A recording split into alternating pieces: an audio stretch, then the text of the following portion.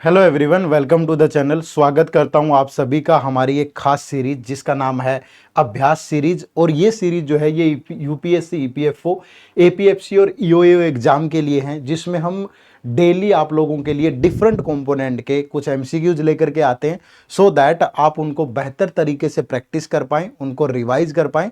यहाँ सिर्फ एमसीक्यूज नहीं होते हैं, उन पे बेस्ड कंसेप्ट को भी हम डिस्कस करते हैं। तो आज बारी क्वांट सब्जेक्ट की है, जिसे आप जनरल मेंटल एबिलिटी भी बोल सकते हो। यहां पे जो टॉपिक हम डिस्कस करेंगे वो होगा नंबर सिस्टम, और इसका पार्ट नंबर 2 होगा।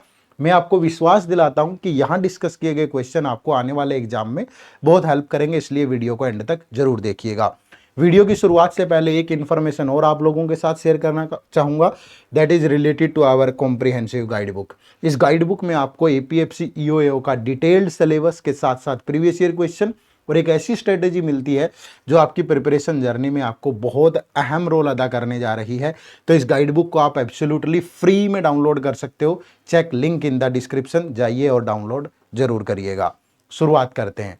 तो शुरुआत पहले सवाल के साथ, और आज का जो पहला क्वेश्चन होगा उस क्वेश्चन में आप देखेंगे कि क्या दिया गया है। मैं आपको फिर से दोहरा दूं कि मैं आपको ये विश्वास दिलाता हूं कि यहां पे जो कंसेप्ट डिस्कस किए जा रहे हैं ये ईपीएफओ, एपीएफसी, ईओएओ के प्रीवियस ईयर पेपर को एनालाइज करने के बाद, और इसके अलावा यूपीएससी के दूसरे पेपर भी जैसे सीसेट हो गया या और जितने भी एग्जाम यूपीएससी कंडक्ट करवाता है, और जहां भी general mental ability, quant reasoning ये सब आते हैं, वो सारे कंसेप्ट हमने अच्छे से एक बार एनालिसिस किया है उनका, और उन्हीं के बेस पे लेक्चर्स को तैयार किया है। तो ये आपके लिए बड़े फायदेमंद होंगे। देखिएगा आप, और इस सीरीज को रेगुलरली फॉलो करिएगा, क्योंकि जो ये क्वांट है, जनरल मेंटल एबिलिटी है, इसका लेक्चर आपको हर संडे मिलने जा रहा है। ठीक है, तो एवरी संडे ये लेक्चर मिलेगा, और मतलब आप मैक्सिमम स्कोर कर पाओगे। ठीक है, जितने भी 12-15 क्वेश्चन पूछे जाएंगे वो पेपर में सोल्व होंगे आप। ठीक है, चलो तो पहला क्वेश्चन है, क्या है देखो, what is the unit digit of the sum of first 111 whole numbers. ठीक है, ये थोड़ा सा बॉर्डर में दिक्कत हो गई है, माफ करिएगा, ये कुछ टेक्निकल इश्यू के कारण हुआ है, बट मैं आपके लिए माफी चाहूंगा। क्या है, what is the unit digit of the sum of first 111 whole numbers. तो सबसे पहले यहाँ पे आपको ये चीज जानना जरूरी है कि यूनिट डिजिट क्या होता है। ठीक है, यूनिट डिजिट होता है first digit from the right side. ठीक है, first digit from the right side. ठीक है, मतलब आप बोलोगे इकाई का अंक हिंदी में। ठीक है, कि जब भी हम किसी पूरी लंबी कैलकुलेशन को सोल्व करते हैं तो शायद उसको मैन्युअली सोल्व करना पॉसिबल नहीं है, तो वो हमसे यूनिट डिजिट पूछ लेता है कि चलो भाई इसको पूरी को नहीं सोल्व कर सकते, बट इसका ये तो बता सकते हो ना कि लास्ट से पहला डिजिट क्या होगा। ठीक है, तो उसी को यूनिट डिजिट बोलते हैं। अब दूसरा यहां पे पूछ रहा है कि 111 होल नंबर। तो इस क्वेश्चन के अंदर दूसरी चीज आपको जानना जरूरी है, वो है होल नंबर। होल नंबर क्या होते हैं? कुछ बच्चे बोलेंगे जी होल नंबर तो जीरो होता है। जीरो कभी भी होल नंबर नहीं होता। ठीक है, सेट ऑफ होल नंबर होता है हमेशा। ठीक है, सेट ऑफ होल नंबर होता है जिसमें नंबर जीरो से शुरू होते हैं और कहां तक जाते हैं? इनफाइनाइट तक जाते हैं। तो अब हमसे यहां पूछा गया है कि सम ऑफ फर्स्ट 111 होल नंबर। तो 111 होल नंबर क्या होंगे भाई? तो पहला होल नंबर जीरो होगा, फिर 1 होगा, फिर 2 होगा, तो ये काउंटिंग में कहां तक जाएंगे? काउंटिंग में 110 तक जाएंगे। ये 111 होल नंबर है। ठीक है, ये बात ध्यान रखिएगा। अब यहां पे देखो, जीरो को तो ऐड करो ना करो कोई फर्क नहीं पड़ता, इन सब का सम बताना है। और ये तो नेचुरल नंबर भी है, और जो सम ऑफ नेचुरल नंबर होता है ना, हमेशा सम ऑफ नेचुरल नंबर, तो सम ऑफ नेचुरल नंबर का एक फॉर्मूला होता है, that is n into n plus 1 divide by 2। तो n कितना, जैसे यहां पे दिया गया है n टोटल नंबर कितने? 110। ठीक है, इंटू 110 प्लस 1 111 डिवाइड बाई 2, तो ये 2 से जाएगा 55। तो जब आप इसको मल्टीप्लाई करोगे तो 55 55 5 जा 66, 55 और 6 61, तो 6105। बट हमें यहाँ पे सिर्फ क्या बताना है? उसका यूनिट डिजिट बताना है। तो आपको तो लास्ट डिजिट बतानी थी सिर्फ 5, तो आपको ये कैलकुलेशन की भी जरूरत नहीं है। आपको तो सिंपली 55 इंटू 111, तो आप सिर्फ लास्ट डिजिट की मल्टीप्लाई कर दो, कितना आया? 5। तो इसका यूनिट डिजिट कितना आएगा? 5। तो ऑप्शन नंबर 3 यहां पे बिल्कुल करेक्ट आंसर है। ठीक है भाई, चलो क्वेश्चन नंबर 2। अगेन देखो, यहां भी यही पूछा गया है, what is the unit digit. अब आप सोच रहे होंगे सर सेम ही कंसेप्ट पे दूसरा क्वेश्चन, यहां कंप्लीट नहीं हुआ ना कंसेप्ट, यहां तो आसान सवाल था। ठीक है, यहां थोड़ा घुमा के सवाल पूछा गया था। आप गलती क्या करते हो, आप गलती होल नंबर में कर देते, ठीक है, लेकिन यहां पे यूनिट डिजिट का असली कंसेप्ट आएगा। अब वो असली कंसेप्ट क्या कहता है, देखो हमेशा ये यूनिट डिजिट का बेस है, सपोज ये कोई भी बेस है जो भी आपको निकालना है और उसकी ये पावर होती है, ठीक है। तो आप ये दो रूल याद रखिएगा, जब भी ये बेस है, सपोज ये एक्स वाई जेड कुछ भी है और इसकी पावर है, ठीक है, तो जब भी ये z की वैल्यू 0 है, 1 है, 5 है, 6 है, तो इसका यूनिट डिजिट हमेशा सेम रहता है। यूनिट डिजिट हमेशा सेम रहता है, पावर चाहे जो मर्जी हो, जितनी मर्जी पावर हो, कोई फर्क नहीं पड़ता, ठीक है भाई। दूसरा, अगर ये z की वैल्यू 2 है, 3 है, 4 है, 7 है, 8 है और 9 है, तब आप पावर को 4 से डिवाइड करते हो। पावर को 4 से डिवाइड करो, अगर रिमाइंडर आया 1 तो आपको z की पावर 1 लेना है, रिमाइंडर आया 2 तो आपको z की पावर 2 लेना है, रिमाइंडर आया 3 तो आपको z की पावर 3 लेना है, और रिमाइंडर आया 0 तो आपको z की पावर 4 लेना है, ठीक है। ये रूल अगर आप याद रखोगे तो आपसे यूनिट डिजिट का कभी भी कोई भी क्वेश्चन गलत नहीं होगा।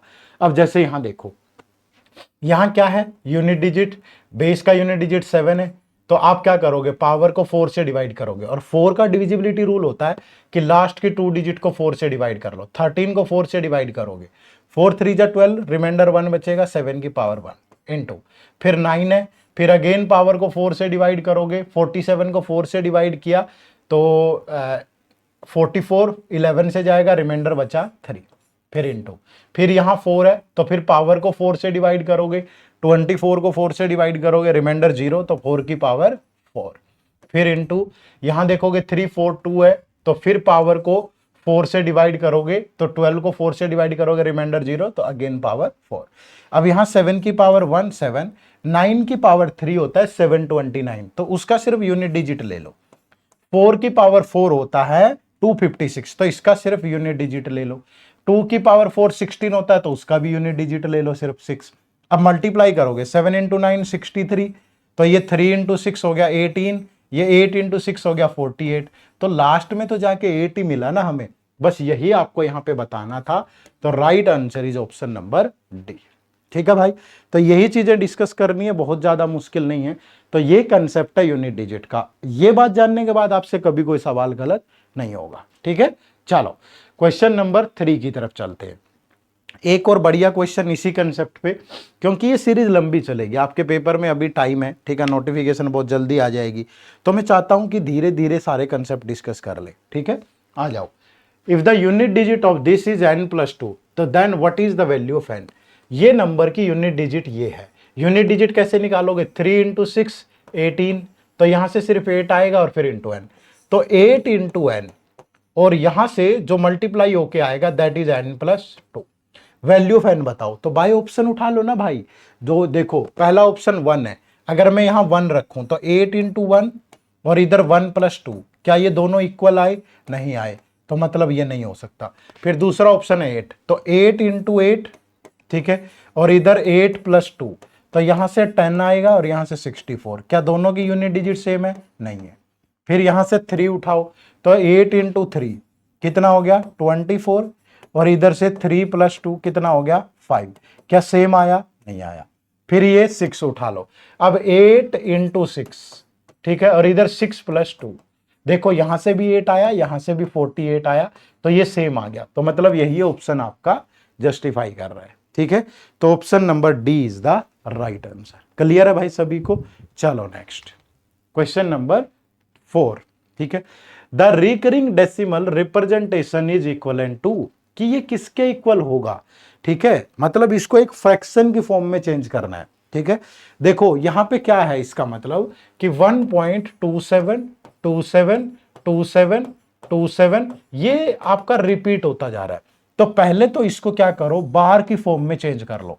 आप हमेशा क्या करोगे, 1.27 जो भी वैल्यू रिपीट हो रही हो ना, जो भी वैल्यू रिपीट हो रही है तो उसके ऊपर बार लगा देंगे। एग्जाम्पल के तौर पे समझो, अगर ये होता 1.33333 तो ये 1.3 बार होता। अगर ऐसा होता 1.499999 तो इसको ऐसे लिखते हैं 1.49 बार, जो रिपीट हो रहा है उसके ऊपर बार आएगा। अगर कहीं भी बार लगा हुआ है तो आप ये बात भी समझ जाइएगा कि ये रिपीट हो रहा है। ठीक है, अब देखो ये रिपीट हो गया। अब इसको सोल्व करने का तरीका ये है कि 1 + 0.27 बार। ध्यान से सुनना, 1 पे तो कोई इंपैक्ट नहीं है। इसको कैसे सोल्व करना है, पहले पूरा नंबर एज इट इज लिख लो, माइनस जो भी डिजिट जिसके ऊपर बार नहीं है वो माइनस कर दो। यहां ऐसा कुछ नहीं है तो 0 माइनस होगा। जितनी डिजिट के ऊपर बार है उतने 9 आएंगे, और बिना बार के जितनी डिजिट है उतनी 0, तो ऐसा कुछ है ही नहीं। तो मतलब ये बन गया 1 + 27/99। 9 से गया 3, 9 से गया 11, तो ये बन गया 14/11। तो right answer is option number 2। और ये एक प्रीवियस ईयर क्वेश्चन है जो यूपीएससी ने किसी डिफरेंट एग्जाम में पूछा हुआ है। ठीक है, मैं ईपीएफओ के भी लूंगा प्रीवियस ईयर क्वेश्चन यहां हर क्लास में कोई ना कोई, तो ध्यान से इस सीरीज को फॉलो करो। और मैं बस इतना सा एक गुजारिश आप लोगों से, अगर आपको ये क्वेश्चन अच्छे लगे, समझ में आए, एक कमेंट जरूर करना। अगर आप कमेंट नहीं करोगे ना, मेरे लिए वो डिमोटिवेशन वाली बात हो जाएगी। तो प्लीज एक कमेंट आपका बहुत मायने रखता है। एक कमेंट आप जरूर करके बताएं कि ये सीरीज आपको कैसी लग रही है। ठीक है, चलो तो इसके बाद नेक्स्ट क्वेश्चन की तरफ मूव करते हैं। देखो क्या कह रहा है, how many zeros are there at the end of the following product. ठीक है, कि बताओ कि जब मैं इस पूरे नंबर की प्रोडक्ट कर दूंगा तो एंड में कितनी जीरो आएंगी। तो जीरो कब आती है दोस्त, जीरो आपको तभी मिलेगी जैसे मैंने 3 × 5 किया, कितना आ गया 15, जीरो आई। मैंने 7 × 5 किया 35, क्या जीरो आई, नहीं। जीरो आने के लिए 2 और 5 का एक पेयर चाहिए हमें। 2 और 5 की मल्टीप्लाई करोगे तो जीरो आएगी। ऐसा भी नहीं है आपने 2 2 टाइम्स ले लिया, एक 5 लिया। देखो ये कितना बन गया 20, जीरो तो एक ही आई ना, क्योंकि 2 और 5 का एक पेयर है। ठीक है भाई, आप ऐसा करते कि 2 × 5 × 2 × 5, अब ये बन जाएगा 100, 2 जीरो आई। क्यों, क्योंकि 2 और 5 के दो पेयर बन गए। तो हमेशा जब भी आपको जीरोज निकालनी हो एंड में कितनी आएंगी, तो 2 और 5 के पेयर बनाइएगा। ठीक है, अब मैंने क्या किया, इसको 2 और 5 में ब्रेक किया। अब ये तो 1 है, 5 है, 10 को लिख सकता हूं 2 × 5, 15 को लिख सकता हूं 3 × 5, 20 को लिख सकता हूं 2 × 2 × 5, 25 को लिख सकता हूं 5 × 5, 30 को लिख सकता हूं 2 × 3 × 5, 35 को लिखूंगा 5 × 7, 40 को लिखूंगा 2 × 2 × 2 × 5, 45 को लिखूंगा 3 × 3 × 5, 50 को लिखूंगा 2 × 5 × 5, 55 को लिखूंगा 5 × 11, और 60 को लिखूंगा 2 × 2 × 3 × 5। अब ये काउंट कर लो कि 2 कितने टाइम आया और 5 कितने टाइम आया। तो देखो 2 कितनी बार आया, 1 2 3 4 और 3 7, 7 और 2 9 + 1 10, तो 2 आया 10 टाइम्स। ठीक है, अगर 5 को काउंट करोगे, एक 5 यहां है, 1 2 3 4 6 7 8 9 10 12 13 14, 14 टाइम्स। ठीक है, तो आप यहां से कितने पेयर बना सकते हो भैया, जब 2 आया ही 10 टाइम्स है तो 10 ही पेयर बन पाएंगे ना 2 और 5 के। ठीक है, क्योंकि यहां जो 14 टाइम 5 आया है तो, और 2 टाइम 10 आया, तो पेयर तो 10 ही बन पाएंगे, 14 थोड़ा बन पाएंगे। तो 10 पेयर बन पाएंगे, तो इसके एंड में कितनी जीरो आएंगे, 10 जीरो आएंगी। तो option number 1 is the right answer. Clear है सभी को। चलो next question number 6। 51 × 27 × 35 × 62 × 75 when divided by 100 find the remainder। अब कुछ बच्चे क्या करेंगे, पहले इन सब की मल्टीप्लाई करेंगे। ठीक है, कि इन सब की गुणा कर देते हैं और फिर उसको क्या करेंगे, डिवाइड कर देंगे भाई, किससे, 100 से। मैं क्या कहता हूं कि इसको आप यहां पे सिंप्लीफिकेशन रूल लगा लो, सिंप्लीफिकेशन रूल। अब ये सिंप्लीफिकेशन रूल क्या होता है, आप सभी के मन में चल रहा होगा कि यार ये सिंप्लीफिकेशन रूल क्या है। सिंप्लीफिकेशन रूल क्या है कि सबसे पहले आप इसे ऊपर नीचे सिंप्लीफाई कर लो। जैसे ये 25 से गया 4, ये 25 से गया 3, तो जिस भी नंबर से सिंप्लीफाई करो उसको यहां लिख लो इनटू। फिर अब देखो और सिंप्लीफाई हो रहा है, 2 से हो गया 2, 2 से हो रहा है 31, तो 2 से सिंप्लीफाई किया 2 इनटू। अब देखो कोई भी नंबर यहां यहां यहां यहां और यहां 2 से सिंप्लीफाई नहीं हो रहा।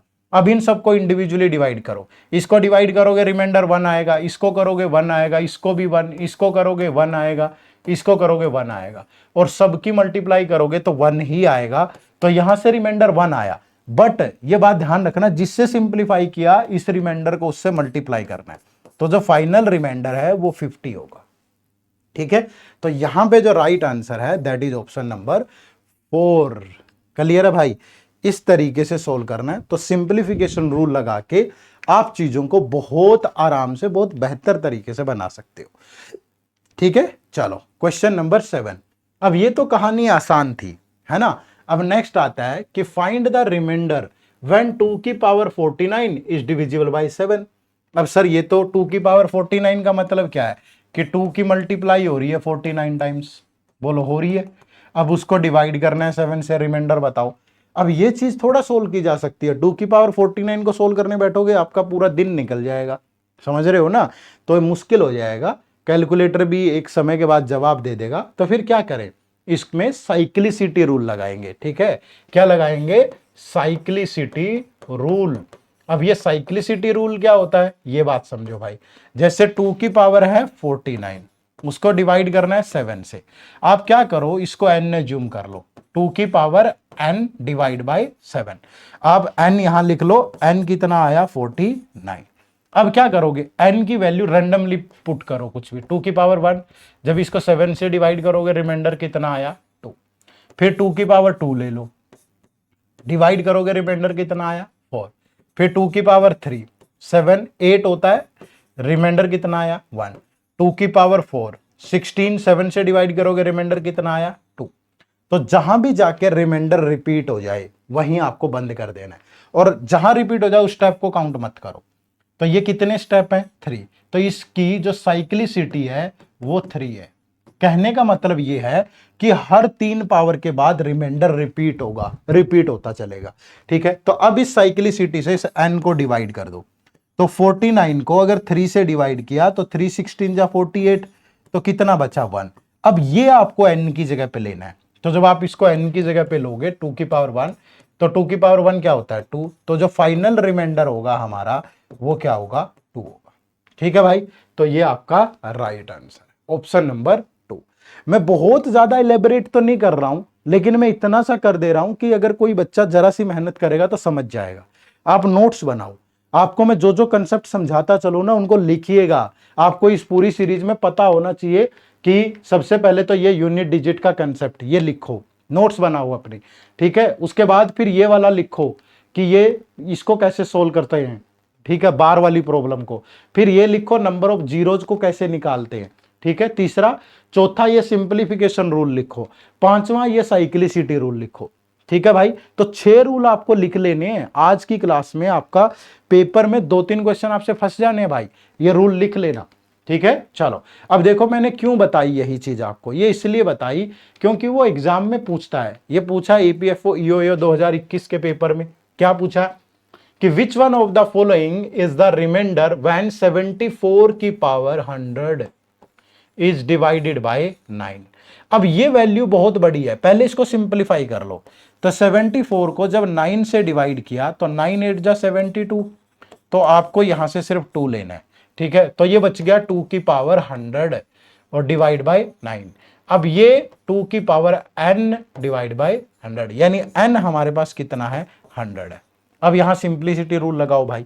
अब देखो 2 की पावर साइक्लिसिटी रूल, सॉरी, 2 की पावर 1 तो रिमाइंडर 2 होगा, 2 की पावर 2 तो रिमाइंडर कितना होगा 4, 2 की पावर 3 तो रिमाइंडर कितना होगा -1, 2 की पावर 3 8 होता है।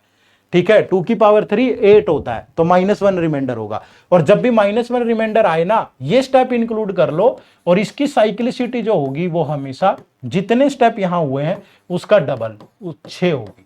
ठीक है, अगर आपको यकीन नहीं आता आप जाके देख लो, ये 7वें स्टेप पे रिपीट होगा। 2 की पावर 4 9, 2 की पावर 5 9, 2 की पावर 6 9, और 2 की पावर 7 को जब 9 से डिवाइड करोगे तो सेम यही रिमाइंडर आएगा यहां जाके। तो इतना सब क्यों करना हमने, जब हमारी ध्यान रखना जब रिमाइंडर रिपीट हो जाए तो वो स्टेप नहीं लेते, उससे पहले जितने स्टेप है वो साइक्लिसिटी होगी, और जब रिमाइंडर -1 आया तो उस स्टेप को लेना है और उसका डबल कर दो, वो साइक्लिसिटी होगी। तो यहां साइक्लिसिटी 6 होगी, तो 100 को आप 6 से डिवाइड करोगे तो 16 6 96, कितना बचा 4। तो आपको लेना है 2 की पावर 4 डिवाइड बाय 9। 2 की पावर 4 16 होता है, 16 को 9 से डिवाइड करोगे तो रिमाइंडर कितना आया 7। तो right answer is option number 4। ठीक है भाई, right answer is option number 4। Clear है, चलो नेक्स्ट क्वेश्चन नंबर 9।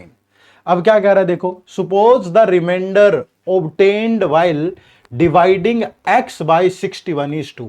ठीक है, अगर आप x को 61 से डिवाइड करते हो तो रिमाइंडर 2 आता है। तो what is the remainder obtained while dividing x की पावर 7 बाय 61। ठीक है, और ये भी आपका ईपीएफओ ईओयू 2017 में पूछा गया। ठीक है, तो जब भी इस तरह का सवाल आए, वो कह रहा है कि x की जगह अब x की पावर 7 होगा, तो आपको कुछ नहीं करना, रिमाइंडर की पावर भी उतनी ले लो। अगर आप 2 की पावर 7 लेते हो, ठीक है, तो 2 की पावर 2 4 3 8 4 16 5 32 6 64, तो 128। अब बस इस 128 को डिवाइड कर दो 61 से, तो ये 2 से गया 122, तो रिमाइंडर कितना बचा 6। तो राइट आंसर इज 6। ठीक है, अगर वो यहां बोल देता कि x की बजाय 2x हो गया, तो आप रिमाइंडर को भी 2 से मल्टीप्लाई कर देते, तो आंसर आ जाता 4। यहां बोल देता x की पावर 3 कर दी, यहां बोल देता x इंटू 5 कर दिया, जो मर्जी, जैसा चेंज वो नंबर पे कर रहा है सेम चेंज रिमाइंडर पे कर दो। तो यहां में जब रिमाइंडर पे सेम चेंज कर रहा था तो आया 128, बट ये रिमाइंडर से बड़ा थोड़ा, सॉरी डिवाइजर से बड़ा थोड़ा हो सकता है रिमाइंडर, इसलिए इसको दोबारा से डिवाइड किया। क्लियर है, समझ पाए सारे। चलो, तो मैं एक क्वेश्चन आप लोगों को होमवर्क भी दे रहा हूं, क्योंकि जो चीज हम पढ़ रहे हैं, ठीक है भाई, तो उसका अभ्यास होना भी, जब सीरीज का नाम ही अभ्यास सीरीज है, और जो चीज हम पढ़ेंगे अगर वो आप प्रैक्टिस नहीं करोगे तो उसका फायदा नहीं होगा। ठीक है, तो ये आपके लिए एक होमवर्क क्वेश्चन है। आप सभी से रिक्वेस्ट है, प्लीज अगर आप चाहते हैं कि ईपीएफओ ईओयू एग्जाम में जनरल मेंटल एबिलिटी सेक्शन में मेरा कोई नंबर ना कटे, तो एक तो इस सीरीज को लगातार फॉलो कर लो, हर संडे लेक्चर आएगा, और दूसरा जो जो पढ़ाया जाए उसके नोट्स बनाना भाई।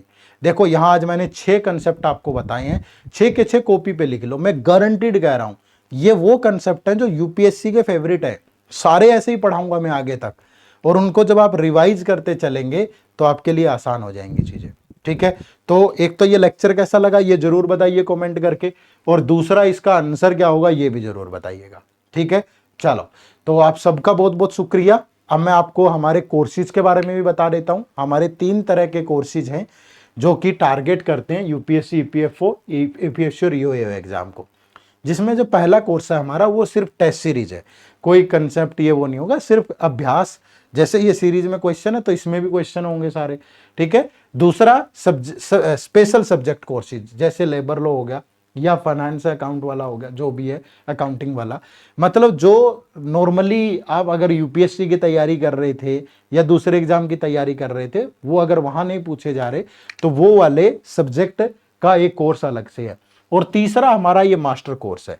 इस मास्टर कोर्स के अंदर आपको मतलब कंप्लीट प्रिपरेशन है, इसके अंदर आपके स्पेशल कंपोनेंट भी है, नॉर्मल कंपोनेंट भी है, जीएस भी है, सब कुछ है, साथ में प्रैक्टिस क्वेश्चन भी है, पीवाईक्यू भी, सब कुछ है इसके अंदर। तो आप इन तीनों में से किसी भी कोर्स में आप एनरोल कर सकते हैं। कोर्सेज का लिंक इसी वीडियो के डिस्क्रिप्शन में है, या प्ले स्टोर पे जाके हमारी ऐप डाउनलोड कर लीजिएगा, एडुटैप लर्निंग सॉल्यूशन। और तीसरा आप क्या कर सकते हैं कि हमारी वेबसाइट विजिट कर सकते हैं, edutap.in, edutap.in वेबसाइट विजिट करिए, वहां जाकर के कोर्सेज के सेक्शन में यूपीएससी ईपीएफओ कोर्सेज पे जाएंगे तो आपको ये कोर्सेज मिल जाएंगे।